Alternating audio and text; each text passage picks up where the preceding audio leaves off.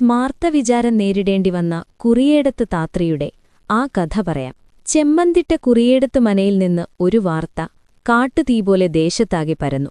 രാമൻ നമ്പൂതിരിയുടെ വേളിക്ക് അടുക്കള ദോഷം സംഭവിച്ചു. രാമൻ നമ്പൂതിരിയുടെ വേളി, കൽപ്പകശ്ശേരിയില്ലത്ത് ജനിച്ച സാവിത്രി.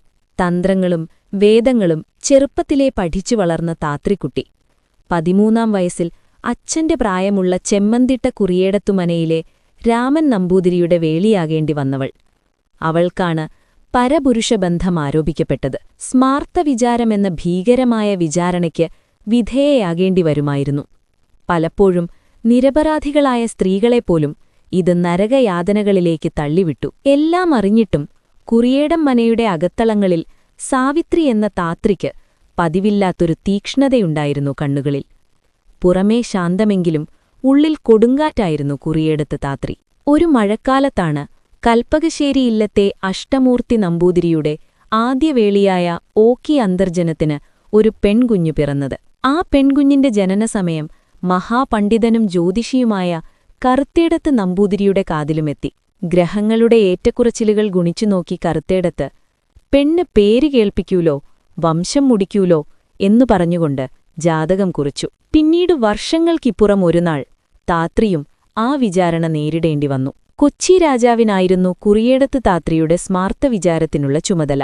വട്ടച്ചോമയാരത്ത് ജാതവേദൻ നമ്പൂതിരിയായിരുന്നു താത്രി വിചാരത്തിന്റെ സ്മാർത്തൻ. കുറിയേടം മനയുടെ പൂമുഖത്ത് സമുദായ കാരണവന്മാരും സ്മാർത്തനും മറ്റു പണ്ഡിതരും ഒരുമിച്ചിരുന്നു. ഭയന്നുവിറച്ച് തലകുനിച്ചു നിൽക്കുന്ന താത്രിയെയാണ് അവർ പ്രതീക്ഷിച്ചത്. എന്നാൽ താത്രിയുടെ കണ്ണുകളിൽ ഭയമായിരുന്നില്ല, ഒരുതരം നിശ്ചയദാർഢ്യമായിരുന്നു. സ്മാർത്തൻ താത്രിയോട് ചോദിച്ചു, സാധനം, നിനക്ക് അവിഹിത ബന്ധമുണ്ടെന്ന് കുറ്റം ചുമത്തപ്പെട്ടിരിക്കുന്നു. സത്യം തുറന്നു പറയുക. ആരൊക്കെയാണതിൽ പങ്കാളികൾ? സദസ്സിലൊരു നിശബ്ദത തളംകെട്ടി. എല്ലാവരും താത്രിയുടെ പ്രതികരണത്തിനായി കാത്തിരുന്നു. ഒരു നിമിഷം അവൾ തലയുയർത്തി ചുറ്റും നോക്കി. എല്ലാ പ്രമുഖരുമുണ്ടായിരുന്നു അവിടെ. താത്രിയുടെ ചുണ്ടിൽ ഒരു നേർത്ത പുഞ്ചിരി വിരിഞ്ഞു. അത് പരിഹാസമായിരുന്നോ അതോ വേദനയോ എന്ന് തിരിച്ചറിയാൻ ആർക്കും കഴിഞ്ഞില്ല. ഞാൻ പറയാം. താത്രിയുടെ ശബ്ദം കനമുള്ളതായിരുന്നു. വിവാഹിതയായിട്ടും ഭർത്താവിന്റെ അവഗണനയും സമൂഹത്തിന്റെ ഇരട്ടത്താപ്പുകളും താത്രിയെ ഒരുപാട് വേദനിപ്പിച്ചിരുന്നു. പിന്നീട് താത്രി ഓരോ പേരായി പറയാൻ തുടങ്ങി. ഭർത്താവ് രാമൻ നമ്പൂതിരിയുടെ ജ്യേഷ്ഠൻ നമ്പ്യാത്തൻ നമ്പൂതിരിയുടെ പേരാണ് താത്രി ആദ്യം പറഞ്ഞത്. പിന്നാലെ അമ്മാവനും സഹോദരനും പിതാവും വരെ ഉൾപ്പെടുന്ന പട്ടിക അവൾ പുറത്തുവിട്ടു. കേട്ടവർ ഞെട്ടിത്തരിച്ചു. 64 പേരുകൾ. സമുദായത്തിലെ അറിയപ്പെടുന്ന പ്രമുഖർ, ക്ഷേത്രത്തിലെ പൂജാരിമാർ, അടുത്ത ബന്ധുക്കൾ. താത്രിയുടെ വെളിപ്പെടുത്തലുകൾ ഒരു കൊടുങ്കാറ്റായി സദസ്സിലേക്ക് ആഞ്ഞുവീശി. ഓരോ പേരുകേട്ട് പലരും തലകുനിച്ചു. ചിലർ വിയർത്തു. മറ്റു ചിലർക്ക് മുഖത്തടി കിട്ടിയ പോലെയായി. പല പുരുഷന്മാരും ഇതിൽ ഉൾപ്പെട്ടിട്ടില്ലെന്ന് നിഷേധിച്ചെങ്കിലും അവരുടെ സ്വകാര്യ ഭാഗങ്ങളിലെ ജന്മനായുള്ള അടയാളങ്ങളും മറുകുകളും ഓർമ്മിച്ച് താത്രി അവർക്ക് രക്ഷപ്പെടാൻ സാധിക്കാത്ത വിധം തെളിവുകൾ നിരത്തി. അവർ പീഡിപ്പിച്ചതോ ഒരുമിച്ചു കഴിഞ്ഞതോ ആയ കൃത്യമായ തീയതി, സമയം, സ്ഥലം എന്നിവ പോലും അവൾ ഓർമ്മിച്ചുവച്ചിരുന്നു. താത്രിയുടെ വാക്കുകൾ ഒരു വെള്ളിടി പോലെയായിരുന്നു.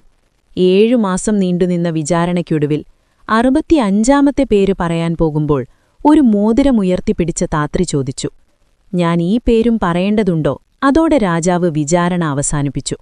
കുറിയേടത്ത് താത്രിക്കും കൂടെ 64 പേർക്കും ഭ്രഷ്ട് കൽപ്പിക്കപ്പെട്ടു. 64 പേരെ സമുദായത്തിൽ നിന്ന് പുറത്താക്കേണ്ടി വന്നത് അന്നത്തെ നമ്പൂതിരി സമുദായത്തിന് വലിയ നാണക്കേടുണ്ടാക്കി.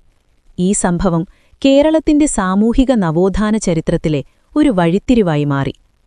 താത്രിയെ സമുദായത്തിൽ നിന്ന് ഭ്രഷ്ട് കൽപ്പിച്ചെങ്കിലും അവരുടെ ധീരമായ ഈ പ്രവൃത്തി സ്ത്രീകളുടെ അവകാശങ്ങളെക്കുറിച്ചും സമുദായത്തിലെ അനാചാരങ്ങളെക്കുറിച്ചുമുള്ള വലിയ ചർച്ചകൾക്ക് തിരികൊളുത്തി.